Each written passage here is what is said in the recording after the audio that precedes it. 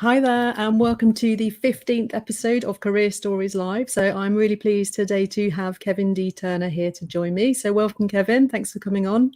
Thank you, sir. I'm excited. I love the whole live events that you're doing. I think it's fantastic, and I know it helps many. So that's always exciting because why do this otherwise, right?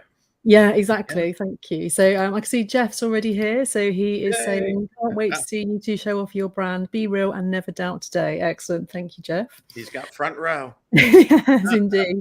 Okay, so anyone that is watching, please do comment. Let us know that you're here, where you're joining from, and feel free to ask any questions and share your experiences in the comments.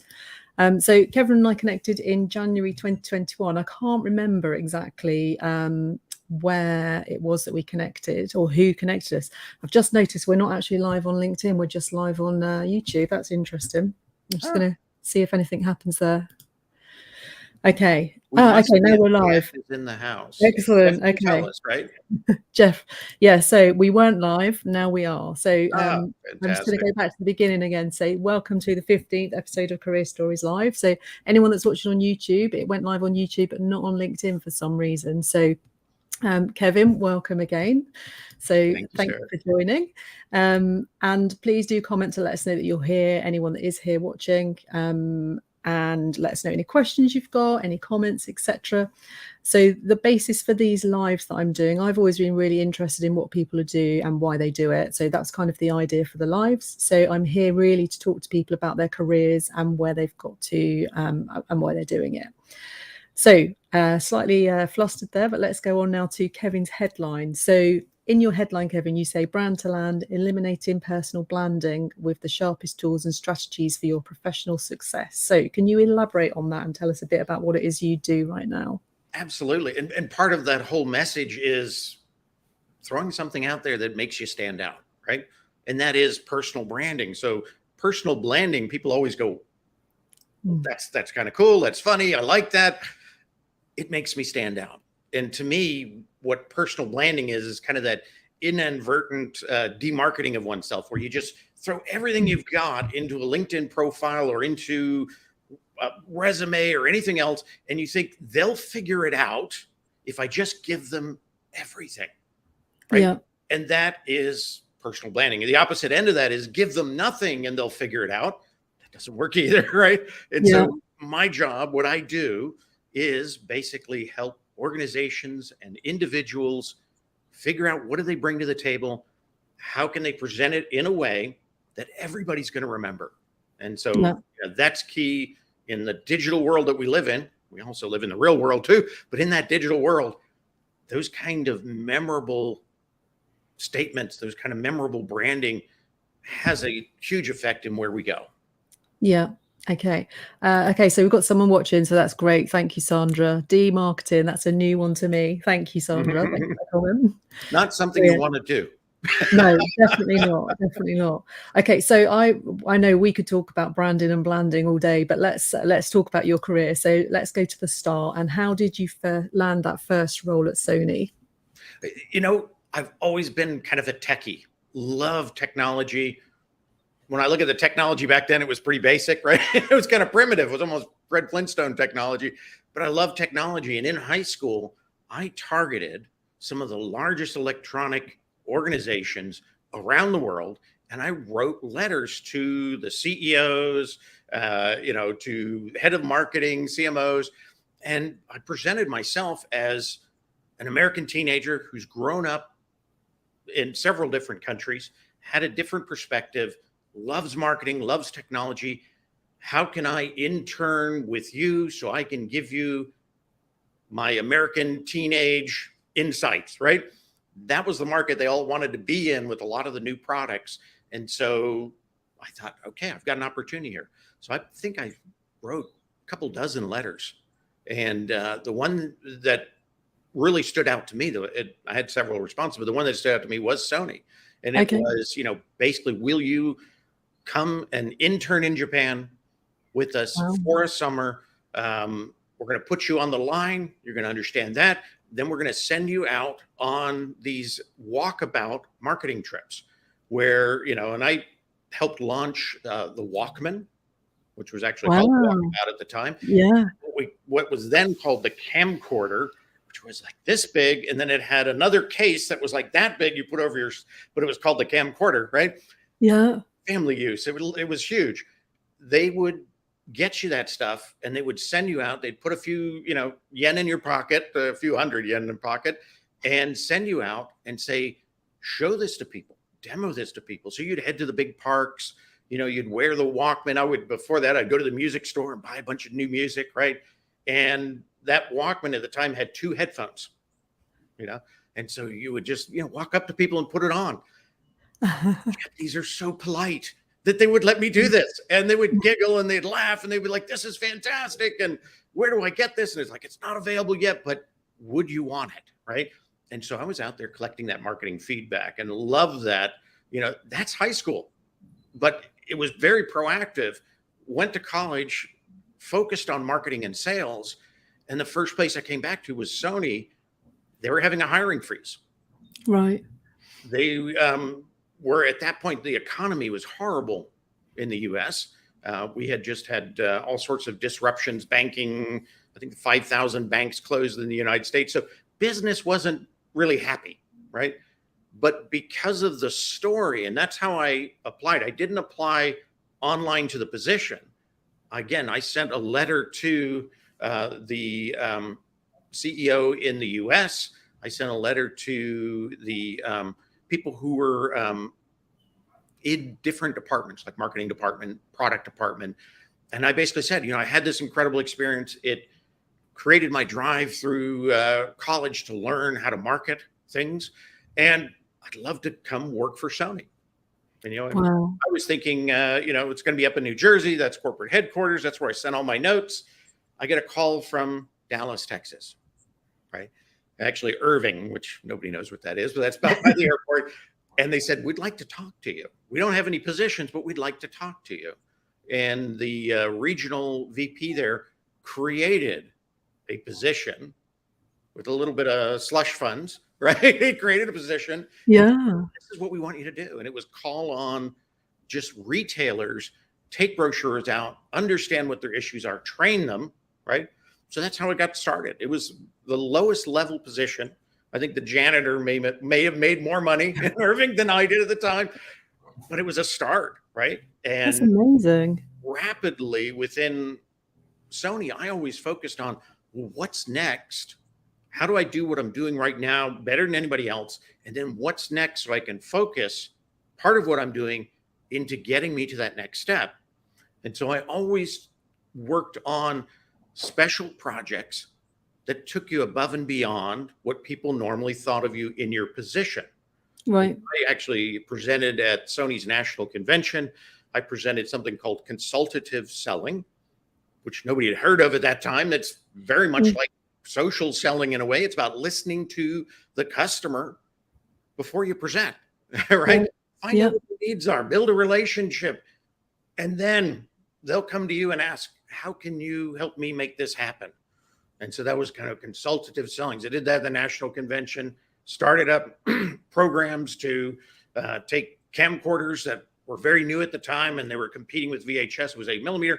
Started actually event programs so we could get people to have free exposure to them. These are kind of things that nobody had thought about. They weren't traditional to the positions I had, but they accelerated my brand within the company. So they saw more value in that.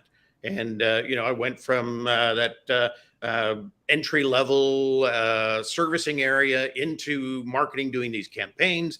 I then went into sales and ended up having, #1 salesperson's award at Sony National Convention for my sales.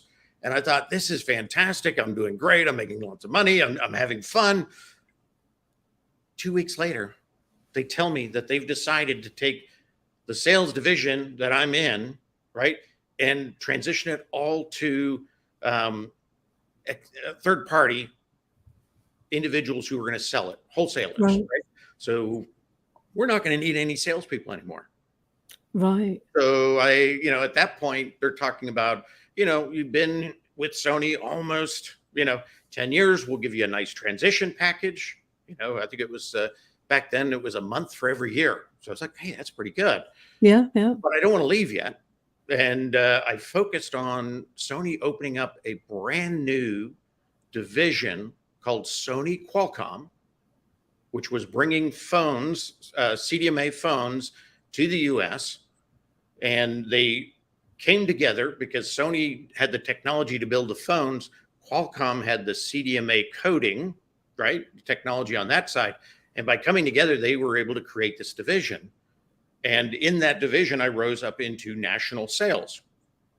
So I was doing about 200 million a year, had about 7 people reporting to me. Again, fantastic, right? I'm thinking this is perfect. I'm at, an age, this is about, 11 years into my career, and I'm thinking this is great. Everything is working. Well, it turned out that the management of Sony and Qualcomm could not agree on things. They were butting heads. They were having problems show up in one factory that didn't show up on another. They were not sharing information. And my parents at that time, right, my company parents, they decided to get a divorce.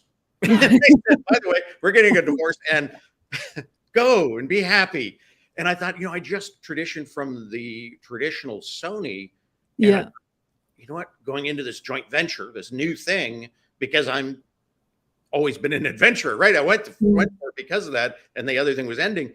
I thought, this is, I'm going to lose that whole transition package, right?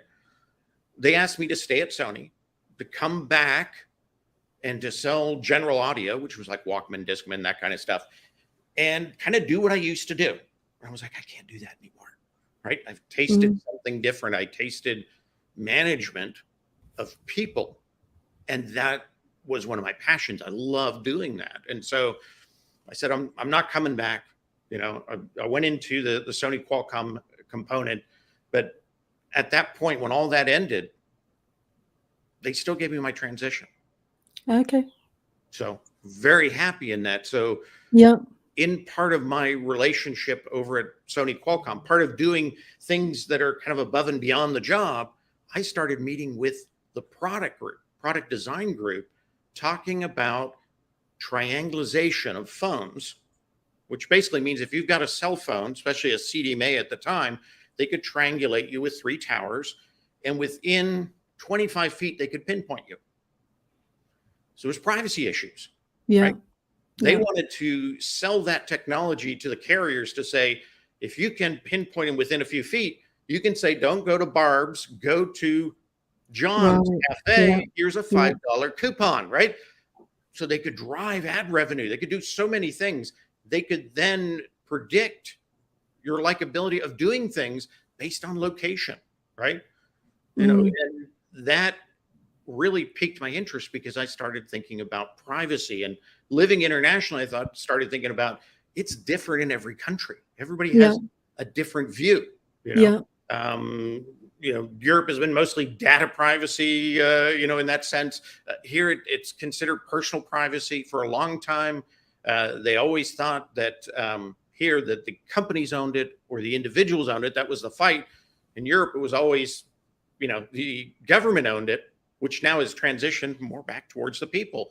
Yeah. But knowing that had gone on, and I was now in transition mode, right? With many months of, funding to kind of figure out what to do, I approached a venture capital group, and that was Stone Investments.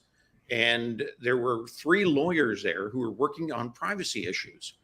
And I captured their interest with the story I was telling, and this was going on, and this is going to be big in this industry. And we actually created a company called Privacy Council. And Privacy Council within this venture group was one of their projects. I was a part owner to it. And it was really about focusing on how to help, at that time, US companies, but it ended up being global companies, how to help them make privacy an advantage, a competitive advantage. So how do you give to the consumer that trust, that sense of, you own this, and here's how we're going to use this for you, right, to build that. And then how do you do it on a global basis? And, at the time, websites were hot. Basically, you don't open up a website for a state or a city. You're open to the world. And so we had to go out and educate companies that this existed, in that sense. But had I not been thinking about kind of separating myself at Sony Qualcomm and doing some of these things that are above and beyond what I would normally do, I wouldn't have that little extra angle to go after. That's right? Really cool. Yeah. We've got, so it's really about kind of parlaying things into the next opportunity, you know? Absolutely. Twice at Sony, I was forced. Yeah. 4 times at Sony, I made choices, right? You know, now I'm in this venture capital group, and that company actually did extremely well. It ran circles around the big 5 consulting groups, so much so we actually got one of the principals for PricewaterhouseCoopers to leave and become, you know, part of our management team. That's awesome. Huge. Yeah, that's huge. Embarrassing them when it got down to, you know, how does privacy become an advantage? And a couple of things that I built during that time frame is I built the first global library of privacy laws, translated into 17 different languages, and put it out there for free. Well, why would you do that, right? It's a lot of work. There's a lot of money in there. It was a flash map. It was really kind of cool. But we did that because that was the attraction. As the hook to bring people in. Privacy Council, right? Again, it's about bringing that brand. And anytime we're doing that, if we're doing it for the company, that's fantastic. That's going to build that business. That's going to make things better. But anytime you do that, it also makes your brand better. Yeah. So I always talk about kind of incorporating the corporate into your brand, right? So you become a loyal team player, but it also develops you and makes you stand out from everybody else in that organization that may have that same position. So yeah, that's really cool. We've got loads of comments, so I'm going to quickly jump onto those. So we've got Craig saying, will you tell Kevin to shut up? No. John saying, good to see you in more filming. So yeah, so last time I was live from a bar in Bristol, so it was a bit loud. And Kevin is the man. Jeff saying you could call it diss marketing too, Sandra. Chris is saying 9 a.m. ET. I don't know. Probably, I guess it was 1 p.m. here that we went live, so that's probably about right. 6 a.m. for Dan Roth. Okay. Jeff knows Irving. Okay. Craig saying exactly the same thing happened in private healthcare, Kevin. So that's cool. We've got Marty saying hello, excellent. And then Dan saying, do we need to explain to the audience what a Walkman is? I mean, I have to say that was an amazing story. It was, it kind of took me right back to my Walkman, walking around town with my Walkman on. And it just showed such courage, I think, from a, I guess, late teenager to do that kind of thing, go out to a different country. Amazing. Jeff, okay, he's telling people to Google it. Dan's prompting your YouTube channel. So yeah, that's cool. Definitely follow Kevin's YouTube channel. Craig saying, can you imagine the look on my daughter's friends' faces when they all had Walkmans and my daughter turned up with an MP3 player? Oh, wow, yeah. It's definitely mind-blowing. And then we've got iPads, went for a Palm Pilot as well. Yes, excellent. Okay, iPod Old Tech. Adam is saying, triangulation of phones and personalization of marketing, the precursor to more, is that GPS? Yeah, definitely a privacy issue. Brilliant, thank you. Okay, excellent. It's always good to see the conversations going on in the chats there. Yeah. So that's cool. So we just talked a little bit about your move away from Sony, and also your pivot into venture capital holdings. And then the next big role after that, CEO of American Teachers. So that seemed to be a new industry. Is that new industry, new sector? Absolutely. And each one of these have been kind of new industries. You know, within Sony, I was in different divisions, which operated in different ways. And then, you know, going into venture capital, starting a company in venture capital, and then taking on repackaging of companies that were in different industries. But business is always the same. There's a lot of the same transferable skills in every business, right? And it's about kind of showing that you've got those skills to make these things happen. Going into American Teachers was by force in a sense, because the venture capital group I was in, the owner, who had some disputes that he won with the US government based on saving a banking chain and actually creating profitability in that banking chain, and the government was supposed to give him a bonus and they wouldn't do it. He got him to do it, but he decided the bonus was so nice. He decided, I'm going to shut down. I'm going to move to the Virgin Islands because my doctor's telling me that I've got 6 months to live. And the guy he was huge. He looked like Boss Hogg, right? But smoke cigars and eat chicken fried steak and all that kind of stuff. And it was just a very jovial, kind of fun person to be around. But he said, you know what? I'm moving to the Bahamas to protect all my assets. And I'm just going to, if I've got 6 months, I'm going to have fun. And so he transitioned us all within that venture capital group, which was incredible. Right. Okay. Said, what do you want to do? How do you want to do this? And I told him, I wanted to now look at these kind of private public companies doing turnarounds, because part of my exposure at that venture capital group was helping some of their smaller investments create that turnaround opportunity, right? And even combining a couple of companies. So I thought, that's a passion. I'd like to do that. Now, what I quickly found out is when you focus on turnarounds, you really focus on the fact you've got to keep getting jobs, right? It's like consulting. They always say, what do you first thing you do when you land a big project is you go look for two more, right? Right. Around business is kind of the same thing, but focused on American Teachers. And that was a company that provided internet-based tools to school systems, right? Sponsored by companies, so that if a school system couldn't have their own calendar at the time, and this was back 2000 something, early 2000s, they didn't have the access to the technology nor the funding to create their own. So what this brought in was calendaring. It brought in the ability to create the coursework right there. It had private conference rooms where you could have parent-teacher conferences. You didn't have to go to the school to have it, so all those kind of things in there. And it didn't have a good sponsorship. And so what we did is we looked at the industry and said, who needs to get into school systems in the US that is having a problem getting in and would pay to get in, right? Because they can afford it. And that was retirement planners.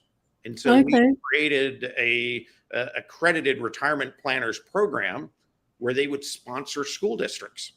So they go out to the school district and say, I can bring you all these great internet tools if you allow me to, have access, talk to the teachers, do the retirement plans, no requirement. But that became a national sponsorship that was very successful. And we actually got that all the way to the point of packaging it up, getting an incredible offer from a very large insurance company to take on the whole thing, right? Put it in front of the board. The board had 146 shareholders. Each had a chunk of money in it, right? Each had a problem with how it had been run before I got there. So we got all the way to that point where it was a very, very good, purchase, would have made everybody whole. But when everybody came into that business with the internet, they were being told, you'll make 100-fold your money. I was just trying to get them their money back, right? And they wouldn't do it. They wouldn't vote on it. And we lost the deal. And I said, you know what? I can see the future here. We can keep running this and it's kind of fun, but I can see we're never going to get to that point of selling this, right? If I'm going to do a turnaround, we got to get to that point. I resigned from that. And I also resigned from that because I was interested in another organization, and that was Thomas Nelson. And Thomas Nelson, oldest Christian publishing company in the world at the time. It still is, I guess. It's been bought by several different groups. And they had a division that was selling books to schools as a fundraiser. But they had none of the right tools. They didn't have a website that could be customized to the school. That was one thing I brought into the fold. They didn't have actual printed catalogs that would have the school logos in them and concepts like that. I was able to take that division, which had been failing for 13 years. I've been losing money, but it was always kind of like the feel-good part of the company, right? And people were attracted to the company because of it, the school fundraising division. I was able to take it into profitability. I thought it was going to take 3 years. We did it in 10 months. Wow, that's amazing. Well, the problem is I moved my family from Dallas at the time to Nashville. We love Nashville. Fantastic place. We move everybody out there, and then 10 months we know we've got this thing solved.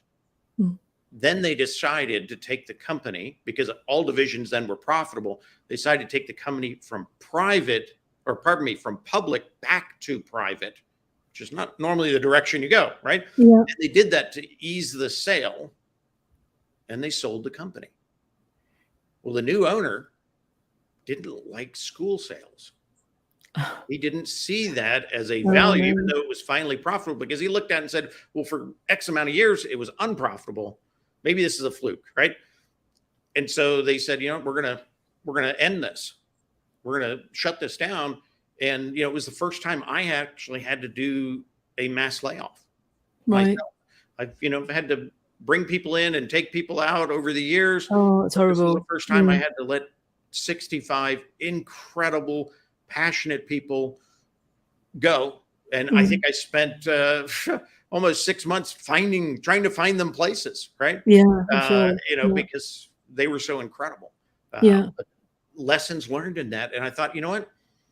I really don't want to do turnarounds anymore, but I'm starting to get known for that. And so sometimes the things we do, if we don't really think about the end result, we can get known for the wrong things, right? Or things we decide we really don't want to do, but you don't know until you've done it. No, and that actually leads me to another question, which is about value. So we always seem to end up talking about values on Career Stories. So, and I think that probably demonstrates it there. So do your personal values have an impact on the type of client you work for, or the job that you go for, the work you'll do? And, I spend a lot of time talking with clients before engaging with a client. And, I always tell them the reason is I've got to be comfortable with you and you've got to be comfortable with me. Yeah. And it's not always right. Yeah. And I've turned down business that says we want to go with you. And if it didn't feel right, then we just said, you know what, I can maybe refer you to somebody to take care of you, because this doesn't feel quite right to me. Yeah. And I've had it on the other side. But that's the way you should do things. If you ever feel like you're making a deal that's going to compromise you, you shouldn't be making that deal. Yeah. No, that's really true. That's really true. So we're starting to run short of time, but we're talking off screen where we a bit about the kind of all the layoffs that are going, or redundancies that are going on at the moment, the English American language there. So what advice do you give to people that are maybe going through a layoff right now, or someone who is wanting to make a career pivot? It sucks. Yeah. There's no doubt, but you've got to get that out of your system. If you need to take a break, if you need to pick a week off or 2 weeks off and just go, detox, but you got to get back in the swing.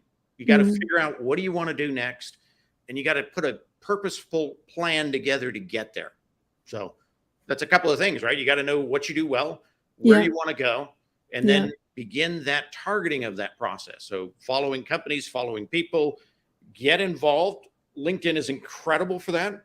Yeah. There's nowhere else that you can do this kind of self-marketing but LinkedIn. Even on this particular event, if somebody clicks on that networking tab, you can network with anybody who said they're going to attend and actually attended this event. You can send them a direct message, right? Yeah.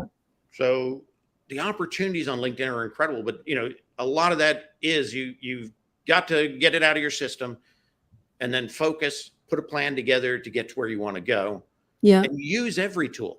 I know there's people who say, don't apply online because it never works. Don't network because it doesn't work. Use every tool you've got, right? And use it in the right amount and use it intelligently. Yeah. So, we know in digital processing, there's a lot going on. They're filtering for keywords. They're filtering for risk, all sorts of algorithms that are running. We know that. So do things intelligently when you approach them. Same thing into the networking process. Do your research before you begin pushing forward. Follow people, comment behind people, build a relationship that potentially moves you forward. Yeah. And just have the confidence, I think that's the thing, isn't it? I've been working with a client this week and or last week actually, but she wasn't even on LinkedIn. So I was like, right, let's go on LinkedIn, set your profile up. And she was like, oh, I don't really want to connect with people that I worked with years ago. They won't remember me. I was like, well, I'm sure they will. So, let's do it. And she's ended up finding a role on LinkedIn, finding someone that works in that team that she knew, had a conversation, and is in there today for an interview actually. So That's fantastic. From someone who didn't want to go on LinkedIn. She's like amazed at how much she's got from it. It is And quite sometimes incredible. that weakest link, right? Yeah. It can be extremely powerful. Sometimes our strongest links have this bias about us. Yeah, true. Sometimes they have a little too much of their own name in the game, right? Yeah, when you need introductions and things like that. So sometimes that weakest link, the people that you think might have forgotten you, or that you don't even know, can be huge champions for you. One of the things I always tell people, if you're networking your way into an organization, the first thing, if you're talking with people, you're having these informational kind of interviews with them, always ask them, do you have a referral program? Yeah. Because many do. And, who doesn't need an extra 500, 2,000, whatever it is? When I was at American Heart Association, it was 10,000. Wow. 5 on hiring, 5 at the end of the year. So on the weekends, I became a recruiter and I brought 10 people in. Yeah. Oh boy, no. I made an extra salary, based on a kind of a side gig. Yeah. Those people are doing the same thing. If you tell them that, all of a sudden it goes from that informational interview, I'll help you if I can, to let me give you the inside scoop. Let me get you in front of the right people, right? Because they're thinking, there's my bass boat payment. No, that's really true. Really true. There's my vacation for my family. And they seem like a good person. I'm going to help them above and beyond I would if I had nothing else in it. So always ask. Yeah. Adam's come back to say, whilst LinkedIn's a great tool for finding a job or looking to pivot, there are many who then just abandon the tools once they've got their job and abandoning those alleged relationships. So that's very true, isn't it? It's like a sales funnel, right? If you stop putting things in the funnel because you're dealing with an opportunity, the funnel runs dry. It takes a lot longer to revamp and get that funnel running again than it does to continue it. And so maybe, it changes when you land your job to helping others land jobs. Yeah, exactly. But you keep that process going. And what builds there is reciprocity, right? When it becomes your time, and it always does become your time again, right? Yeah. It's inevitable these days. That's how companies are. When it becomes your time, you have now more champions because you took that time when you were working to spend just a few minutes a day helping others move forward. Yeah. They do remember it. And, that's a huge opportunity. But always keep it moving because you just don't know. Yeah, that's true. So in terms of your LinkedIn knowledge, Kevin, obviously you've got a massive amount of knowledge. And how do you stay on top of everything that's coming up all the time on LinkedIn? You're the first to know everything, really, aren't you? Lots of coffee. It's a passion. I live it. Again, I love technology. I like kind of getting behind things and trying to figure out why they're doing it. How does it work within the database?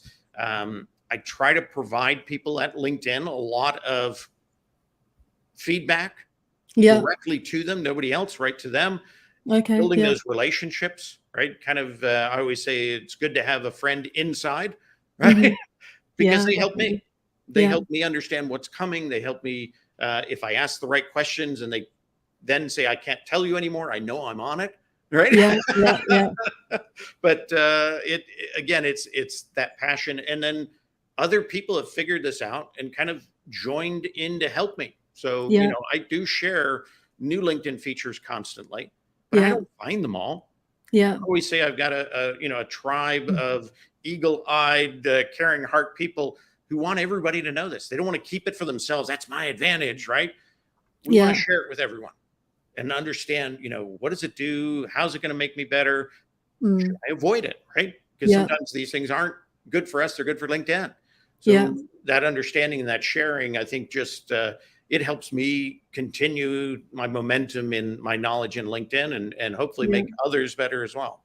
Yeah, excellent. Okay. So as I said, we are short on time now, but should we just talk, what's next for you in your work?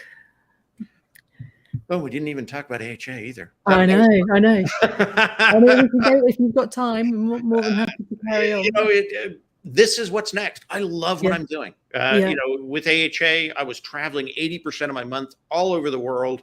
Yeah. Opened up offices in Hong Kong, Belgium, United Arab Emirates, Puerto Rico, hired people, ran all that.